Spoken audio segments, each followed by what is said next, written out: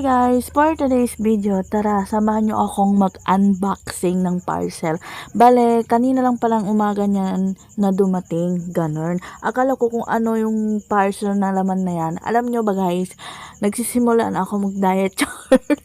Di nakakatuwang isipin at nakakahiya man sabihin. Pero kailangan ko nang mag-diet kasi parang hindi na tama yung weight ko. Char! Ganon. At parang hindi naman maganda, sobra yung laki, ganon. Kaya umorder ako sa Shopee, bumili ako ng mga gamit na kailangan ko sa panimula kong pang-diet, ganon. Hindi ko muna bilhin yung mga kailangan kong inumin. So, ang unang-una ko binili yung kilohan, char, kung saan ko mamamonitor yung weight ko, kung tumataas ba yung weight ko o bumababa, at saka bumili din ako nung pangpaliit ng bilbil, ganon. Kasi sa akin kasi guys, mas malaki yung bilbil ko kaysa sa katawan ko, ganon. Pero para sa akin, mas pareho lang naman silang malaki. Tignan nyo ba naman yung nilagay ko? Hirap talaga ako dyan guys.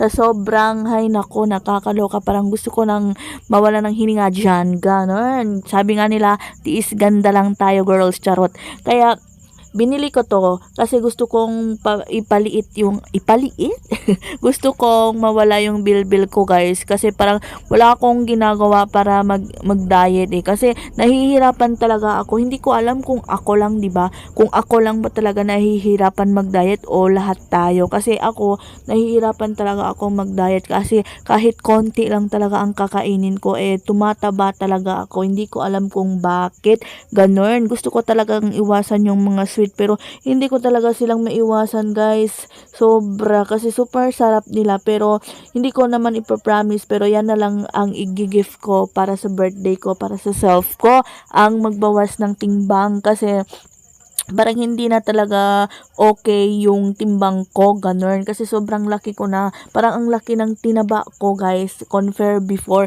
Pero basta ganun, iba talaga yung nararamdaman ko before kontra ng ngayon. Kasi before parang kaya ko lang yung self ko, pero ngayon parang nahihirapan na ako dahil parang medyo mabigat talaga yung katawan ko, ganun. Kaya hindi na ako nagdalawang isip, is bumili na ako ng mga gamit na kakailanganin ko, at susunod bibili na naman ako kung ano ba fit na kaya kong inumin, ganun, para sa mga pawala ng ganang kumain, ganun. Sana naman is tuloy-tuloy na to at wala na talagang hahadlang, ganun. Kung may alam kayo guys, tips kung paano mas mabilis mag-diet, pangpawala ng bilbil, pwede nyo bang i-comment sa comment section at tulungan nyo naman ako guys kung ganun, kung paano. Ay nako, nakaka-stress pala. Alam nyo ba, ang dali-daling magpataba kesa mag-lose weight, ganun. Kaya in-unbox ko to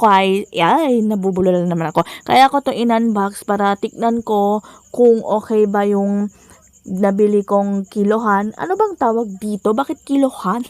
Parang baboy. Kaya personal scale para yan. So, chinek ko talaga ng mabuti. Bale, dalawa yung binili ko guys. Alam niyo ba kung bakit? Baka masira yung isa, di may reserve ako. Baka hindi kayanin ng bigat ko, ganun. Kaya dalawang binili ko, char. Kasi nagustuhan ko talaga yung kulay gray at saka yung pink. Kaya hindi ako makapili sa kanilang dalawa. Kaya bumili ako ng dalawa. Double purpose na rin yan. Or ano bang tawag dito? Ay nako, ano ba yan? Nalilimutan. Ako lang ba or lahat tayo nawawala talaga kapag nagbo-voice over, ganun.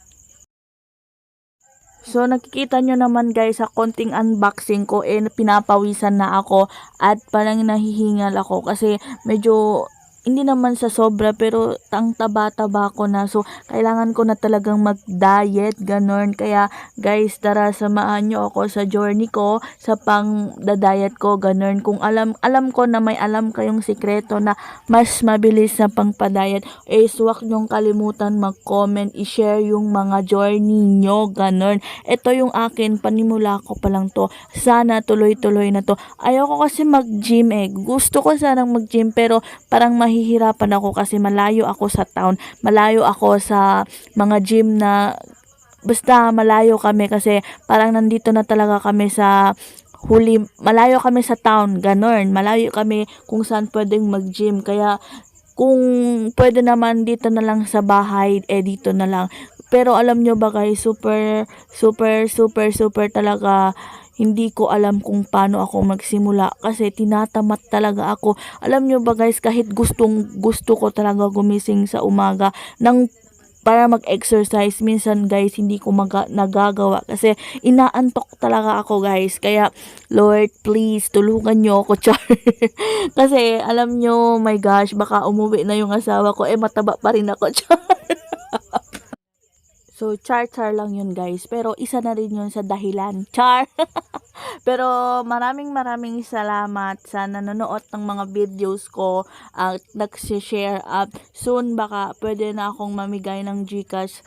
Hopefully, char. So, but thank you so much. Hanggang dito na lang. At wag niyong kalimutan kung may alam kayong pang diet dyan, i-share nyo na sa akin yung journey nyo. Kasi, baka may makuha akong information or ano ba pwedeng gawin para sa akin. So, thank you for watching guys. Bye-bye!